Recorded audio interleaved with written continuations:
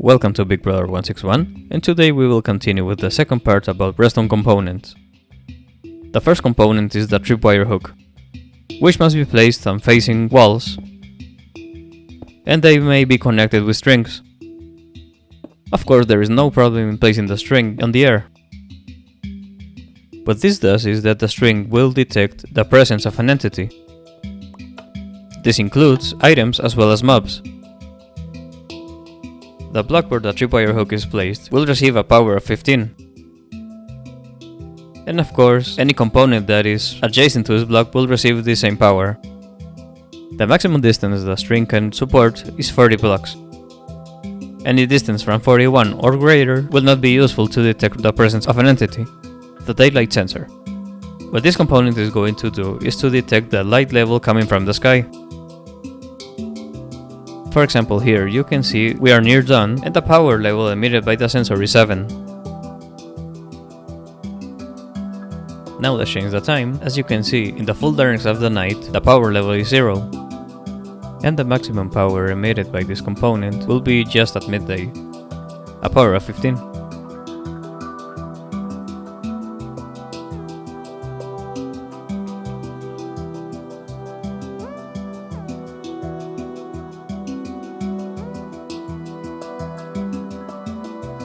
The second modality of this component can be reached hitting right click, and it does exactly the opposite thing of the not inverted mode. Right now in midday, the normal mode will emit a power of 15, but the inverted mode will emit a power of 0. Let's change the time again. For example, midnight, you can see the inverted mode now emits a power of 11, apparently the biggest one, and the not inverted mode emits a power of 0.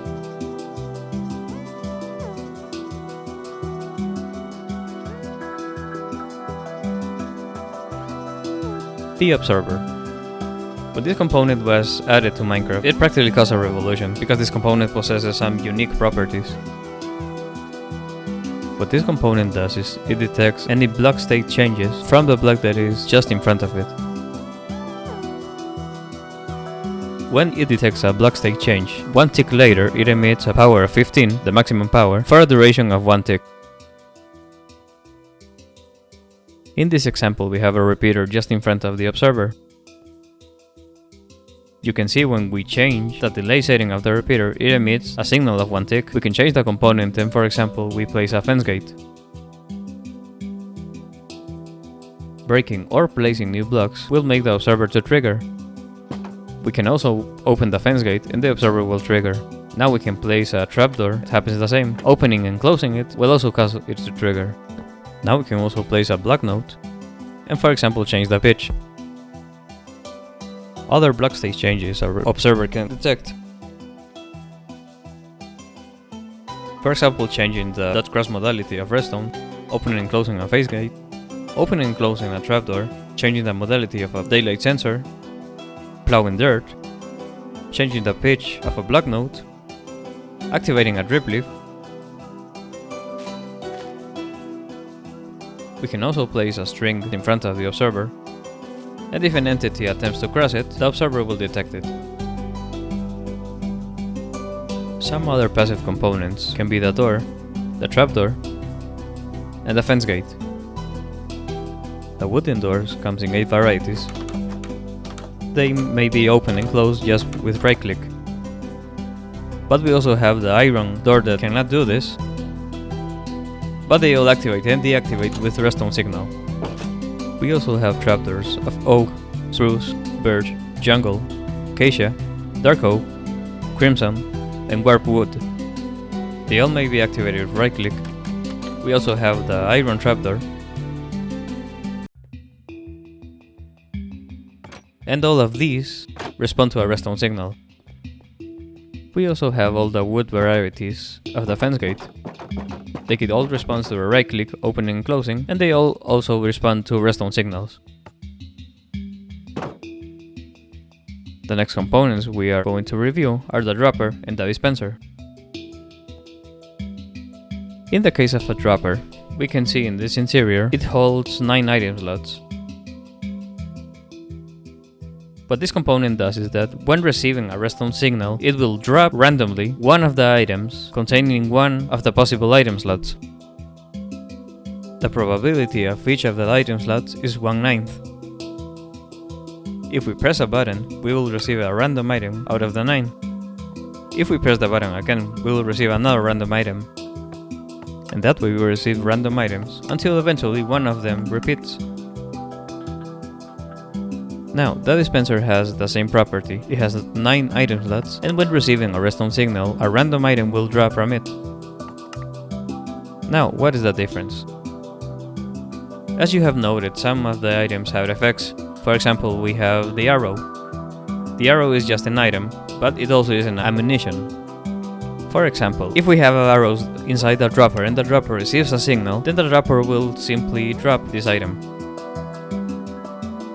But in case of a dispenser, if the item has an effect, for example the arrow, they may be shot, then this dispenser will apply that effect of the item.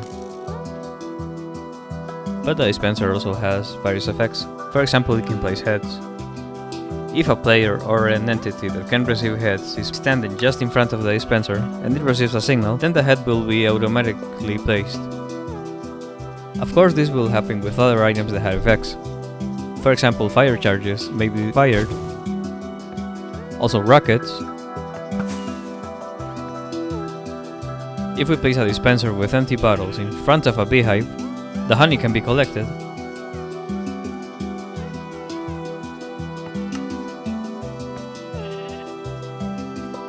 If we play cheers, the honeycombs may be collected. If we place cheers and the dispenser is just in front of a ship, then the wall may be sheared. We can also use buckets. For example, in this case, we have a bucket of water. The block of water can be dispensed. Also, it happens the same thing with a bucket of lava. And we also have a bucket with powdered snow. Also, bucket with fish. We also have 2 types of piston. Normal pistons and sticky pistons. When a normal piston receives a redstone signal of any level, then the block just in front will be displaced by 1 block, as long as this block is a movable object.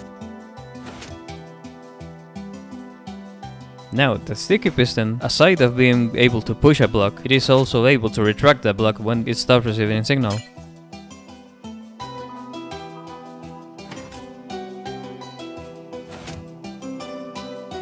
We must also remember that there is a push limit regarding the quantity of blocks it can move.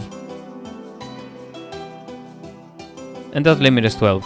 If the piston has 13 or more blocks just in front, it will not be able to move them. Now let's remove a block. And yes, the piston is able to move them. Here we have some examples of blocks that may not be moved with pistons. We have obsidian, crying obsidian, furnace, the blast furnace, smoker, chest, ender chest, trap chest, hopper, droppers, dispensers, lecterns. Now, let's make a small parenthesis to explain a strange property about redstone in Java Minecraft. It is regarding these 4 components previously mentioned: the dispenser, the dropper, the piston, and the sticky piston. It is a phenomenon called quasi-connectivity.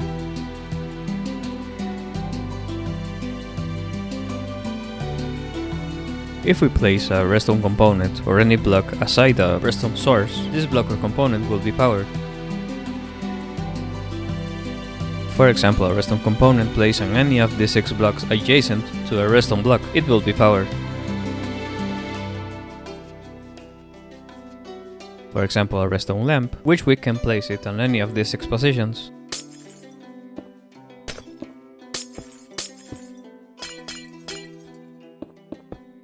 Now, under this pink glass, you can see this red stained glass, which represents the block underneath a redstone source. Let's imagine this is a source itself.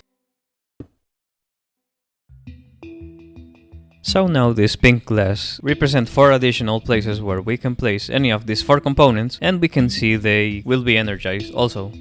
So on this transparent glass we can represent the positions that may be powered with normal power. And the pink glass represents the positions that may be powered by quasi-connectivity power. But this only works with these 4 components. It doesn't work, for example, with the redstone lamp.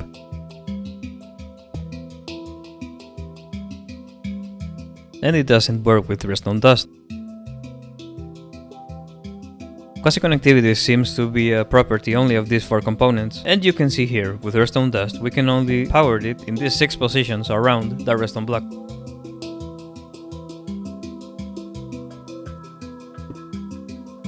In order for any of these 4 components to work, they need basically 2 things. One is power, as any redstone component, and the other is an update.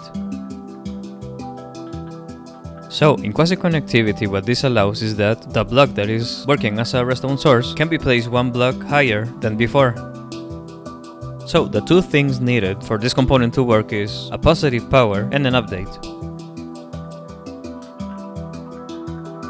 In this experiment, we will power the block that will power the piston, but it is 1 block high, for example this redstone torch. It is now powering the piston, but it is 1 block high. So the activation of this block doesn't update the piston, that is the reason why it is contracted. But if we manually cause an update around this component, for example with this node block, that is placed just adjacent to the component, and we change the pitch, then we see the piston expands. Now we turn off the source, and we can see the piston continues extended. But in this case, the piston still needs a way to know it is not receiving power anymore. We can activate the blow nut, or we can simply place a new block aside it. What quasi-connectivity allows us is to separate these 2 things, power and updates. This allows us to have a funny experiment where we can have a piston in the air that is fully extended, but we see no visible power source. By quasi-connectivity, as we can see in this representation, the piston is being powered by the redstone block.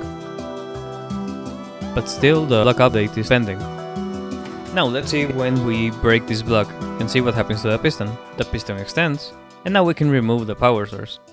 And we can see this piston remains in the air, extended, with no power source. This is very convenient as a property, where we have piston, and a source up. And we can see this source also is enough to power the piston that is down. This allows us to make very convenient piston doors. What happens with the top piston is that the piston is being powered by the block, but it is also being updated by it. And the bottom piston is being powered by the redstone lamp, but it is being updated by the top piston. We must be careful though that this block has to be a solid block. Not like in this example where we have a slab is not an opaque block, and we can see that the bottom piston is not being powered even when updated.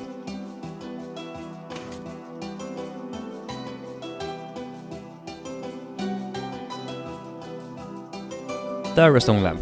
When receiving a positive signal, it will emit light, and the block just adjacent to it will receive a light level of 14. In this arrangement, we can see 2 redstone lamps, where the further one is not receiving directly the power from this block, but the first one is. So only this one will be turned on. So the last lamp will not be turned on, because it is the first one that is receiving directly the power from the block.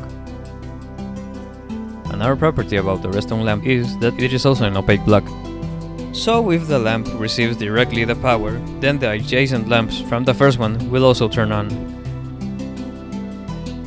And you can see here, the other 2 are not being lit up because they are not adjacent to the block that is receiving directly the power. But these 3 are, because the central one is receiving the power directly from the redstone line.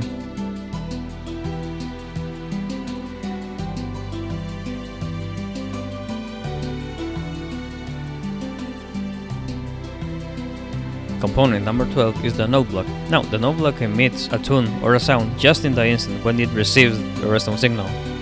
But we can see, even though the node block is still receiving a redstone signal, it doesn't continue to emit the tune. It emits a tune only on the rising edge of the redstone signal.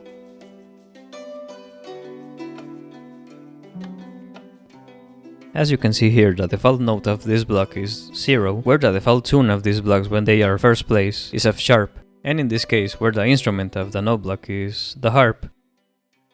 The default note of this block is going to be F sharp in the 3rd octave.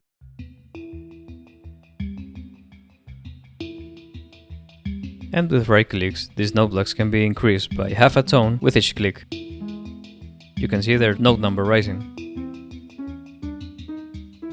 We have the possible configurations from 0 to 24, making a total of 25 halftones. The harp isn't the only instrument these note blocks can play.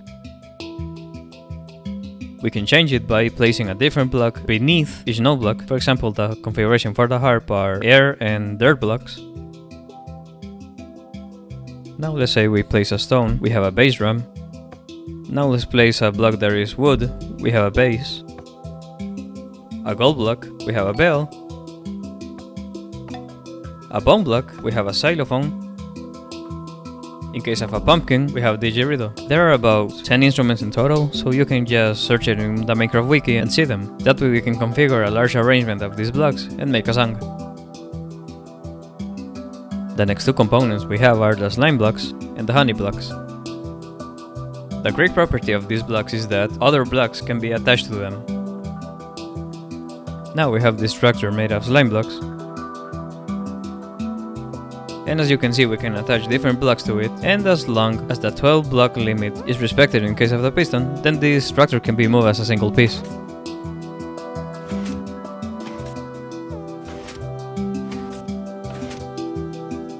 The same thing can be done with honey blocks, but honey blocks have a different property when compared to slime blocks.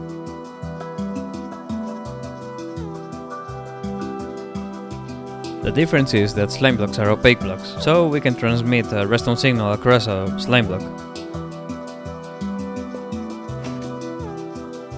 But honey blocks are actually transparent blocks, and if we try to transmit a redstone signal across a honey block, then we will see it cannot be powered. That is why the piston is not being activated. Now, when honey blocks were introduced in version 1.15, this was another revolution in the redstone world. Specifically in the flying machine world, and the property is the following. As other blocks can be attached to slime blocks and honey blocks, well, the great thing is that they do not attach for one another. So we can have these adjacent parallel lines, and they can move independently without interfering with the other lines. The hopper is the component that allows us to have interaction between items and redstone circuits. For example, we can have a tile entity on top of the hopper, and if we place some items in this block, for example the chest, we will see that the hopper is able to drain the tile entity out. The speed at which the hoppers move items is 1 item each 0.4 seconds, or 4 ticks.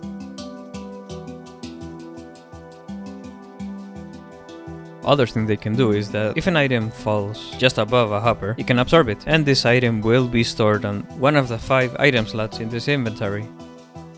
Of course, the item must be present on the block that is just above the hopper.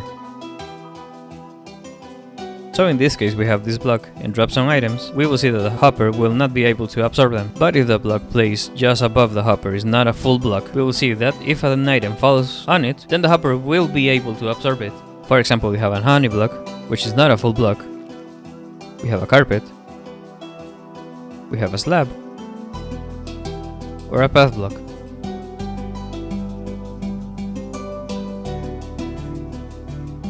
Now, aside from absorbing items, hoppers can also transfer items to another tile entities, including other hoppers.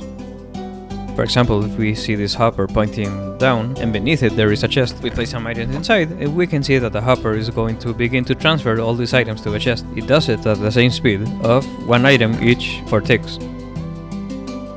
This chest does not necessarily have to be beneath the hopper. It can be aside, but the hopper still has to be pointed to this chest. So we have a total of 5 directions where the hopper can transfer items. It is down, south, north, east and west. Although this transfer can be controlled with redstone signal, there is a property where if the hopper is receiving a redstone signal, then its ability to transfer or absorb items is interrupted.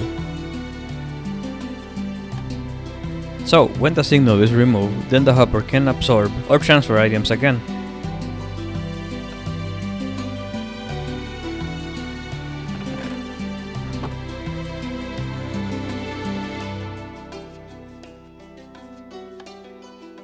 Thank you for reaching the end of this tutorial, where we could see at least the basics of redstone components, or at least this has been what I consider to be most important.